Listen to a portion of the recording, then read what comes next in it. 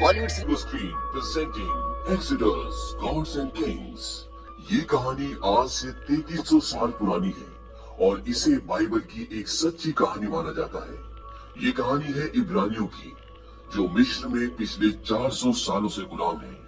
लेकिन इन 400 सालों में ना तो वो अपने वतन को भूले और ना ही अपने ईश्वर को, और ईश्वर भी उन्हें नहीं भूला। ये पिछली 4 पीढ़ियों से मिस्र में गुलाम है। ये सब यहाँ पर मजदूरी करते हैं, उनके लिए बड़े बड़े महल बनाते हैं, मूर्तियां बनाते हैं ताकि उनके शहर को खूबसूरत बना सके। लेकिन इनकी अपनी जिंदगी बहुत दर्दनाक है। फिल्म की शुरुआत में ये दिखाते हैं कि एक महल है जिसका नाम है मेम्फिस, और उसके अंदर एक मीटिंग चल रही है जिसमें ये बताया जा रहा है कि हमारी सरहद पर एक सेना खड़ी है, और वो इसलिए खड़ी है क्योंकि उन्हें डर है कि हम उन पर अटैक न कर दें। वहां का राजा ये बोलता है कि मैं नहीं चाहता कि वो हम पे अटैक करें, और वो ये डिसाइड करते हैं कि हम लोग उन पे अटैक करेंगे। लेकिन इससे पहले वहां पर जो भविष्यकर्ता होते हैं, यानी कि जो शगुन देकर बताते हैं, वो शगुन में ये बताते हैं कि इस युद्ध में एक सेनापति की जान को खतरा होगा और जो उसे बचाएगा वो आगे चल के राज करेगा। अब यहाँ पर 2 लोग हैं जो राजा के बहुत खास हैं। एक तो रामसीस जो राजा का बेटा है, और दूसरा मूसा। मूसा राजा की बहन का बेटा होता है, यानी कि रामसीस का कजन। हालांकि राजा को मूसा से ज्यादा लगाव है, वो जानते हैं कि मूसा ज्यादा काबिल है। अब ये सब युद्ध में जाते हैं, और युद्ध में एक पल ऐसा आता है जब रामसीस की जान जाने वाली होती है, और उस वक्त मूसा उसकी जान बचा लेता है।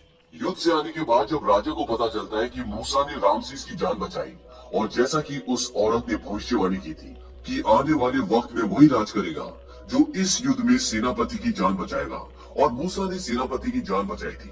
राजा बोलता है कि मैं जानता हूँ कि तुम भविष्यवाणियों और शगुन पर विश्वास नहीं करते, लेकिन मैं करता हूँ। लेकिन मैं ये सोच रहा हूँ कि तुम मेरे वारिस कैसे बन सकते हो, किसी आम तरीके से तो नहीं। मूसा बोलता है कि किसी भी तरीके से नहीं। राजा बोलता है कि हाँ, अभी तो कोई तरीका नजर नहीं आता। दरअसल राजा मूसा से बहुत प्यार करता है, और मूसा भी राजा की बहुत इज्जत करता है। इसके बाद ये दिखाते हैं कि राज्य सभा होती है जहाँ पर ये बताया जाता है कि पितौम में जो मजदूर हैं वो बहुत परेशानी कर रहे हैं। राजा अपने बेटे को बोलता है कि तुम जाओ और वहां का जायजा लो। लेकिन बाद में मूसा रामसेस को बोलता है कि तुम वहां मत जाओ, मैं जाऊंगा, वहां जाना तुम्हारी शान के खिलाफ होगा। अब जो भविष्यवाणी हुई थी और उसके हिसाब से मूसा ने रामसेस की जान बचाई थी, उससे रामसेस के दिल में कहीं न कहीं शक पैदा हो जाता है। लेकिन उसका शक अभी इतना पक्का नहीं है। अब मूसा पितौम जाता है और वहां देखता है कि मजदूरों की जो हालत है बहुत खराब है, और वहां का वजीर बोलता है कि ये कभी भी बगावत कर सकते हैं क्योंकि उनकी तादाद वहां पर बहुत ज्यादा होती है। मूसा बोलता है कि ठीक है, मैं इन लोगों से बात करना चाहता हूँ, और वो एक मीटिंग बुलाता है जिसमें वो इब्रानियों के बुजुर्गों को बुलाता है। मूसा उनसे पूछता है कि तुम लोग क्या चाहते हो।